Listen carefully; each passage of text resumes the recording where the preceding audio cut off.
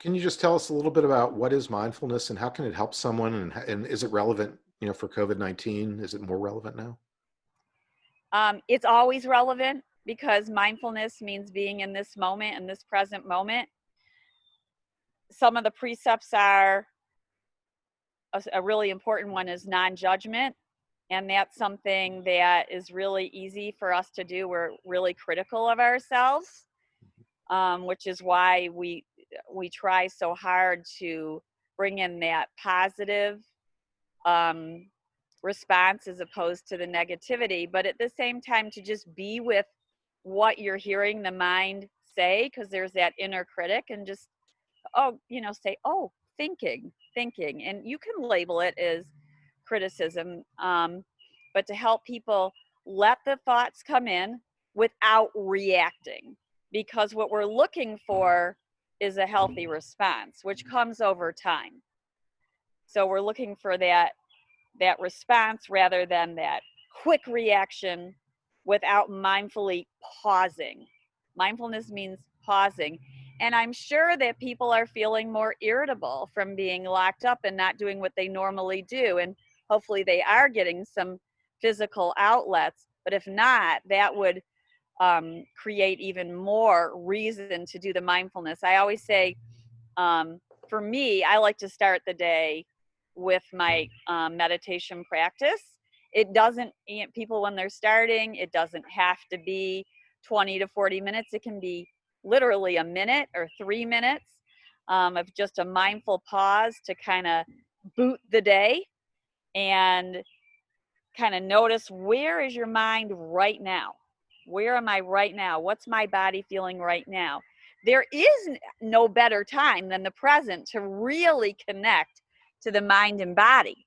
And since we do have a little bit more of solitude and quietude, it's actually a perfect time to build a practice. The mindfulness is very important to live in the moment, be more agile. I mean, the news, people are getting caught in this news cycle of doom and gloom and so forth, shutting down businesses. Are there things that you're seeing, Jen, both in counseling people and taking these tools for yourself? And are there things, we've talked a little bit about the challenges in seeking care in the time of COVID. What advice can you give to people, and what are you doing to sort of contend with these things?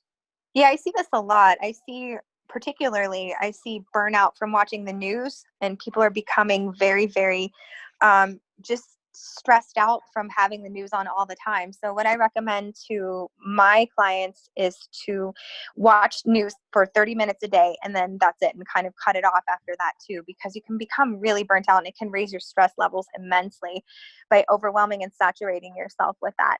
I also recommend that if they can get any kind of exercise, and this is kind of a common theme here, if they can get any sort of exercise at all, whether it's just kind of like doing, walking up and down your street if you can, or doing kind of like yoga, like we were talking about, in your living room, just anything to keep yourself active and to distract yourself from all of the craziness that's going on, that can be really, really helpful as well. We talk about that a lot.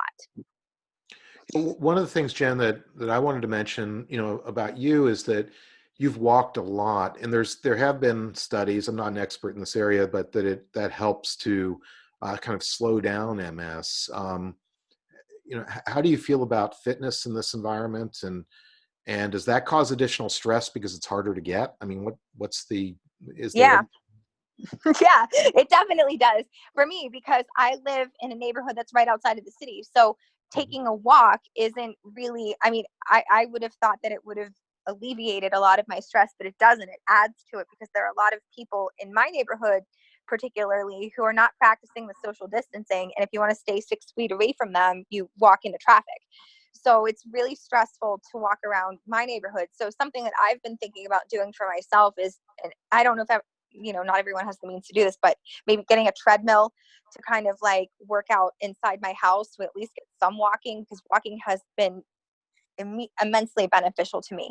I've also bought a jump rope so that I can jump rope in my driveway.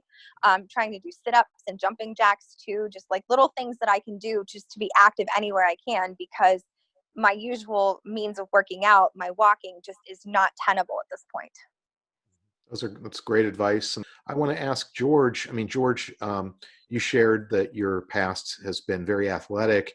How do you, in this time, I'm sure you're an inspiration to a lot of people to get more fit. It doesn't sound like you have a hard time motivating yourself.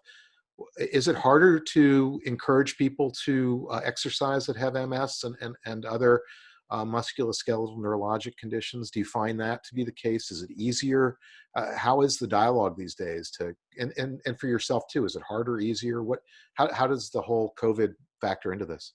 Well, for one thing, I tell people if you have MS or any kind of chronic illness, you have to remain active. We've all heard if you don't use it, you'll lose it. Mhm. And that's more so. That's even more important if you have a chronic illness. And dieting's more important too if you have a chronic illness. But like with me, I went to Red Lotus Yoga to where we go to yoga twice in March, and then they had the shutdown. So I was doing yoga for about 3 days a week at home, and then I knew we wouldn't be going back at least until May. So I challenged myself by doing this. I said, you know what? There's 30 days in April.